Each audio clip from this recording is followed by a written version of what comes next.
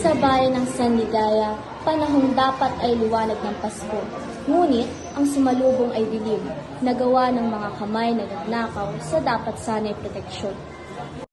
Mga kababayan, taon-taon tuwing Pasko, umaasa tayong maangat. Pero bakit mas lalo pa tayong lumulubog? Nasaan ang pondong para sa flood control? Wala! Narito ang plano. Mga proyekto para sa mas masayang Pasko ng San Ligaya. Pag-unlad, kaligtasan, pagsiglap ng progreso. Kung proteksyon ang isusulong nyo, bakit palabag ng palabag ang bayan namin? Sirang kanal, pader na parang papel. Nasa na milyon-milyong pondo, Mayor? Pati ba naman ang Pasko namin, ninanakaw nyo na? Hindi. Hindi nyo ako naiintindihan. Ako ang mayor. Sumunod kayo. Ito ang regalo ko sa inyo.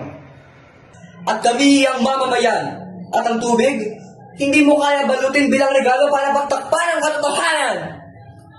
Hindi kami natatakot! Hindi kami mabibili! Hindi kami mananahimik! Sandali, hindi ko naman sinasadya. Hindi ko akalain ganito ang kapalit ng regalo kong proyekto eh. At sa huling pag-ahon ng bayan, sa gitna ng panahong dapat sana'y kapayapaan, lumitaw ang mapait na katotohanan. Hindi baha ang pumatay sa kanila, kundi ang korupsyon. At kahit sa gitna ng dilim, may Paskong muling sisindi, kapag mulat ang bayan.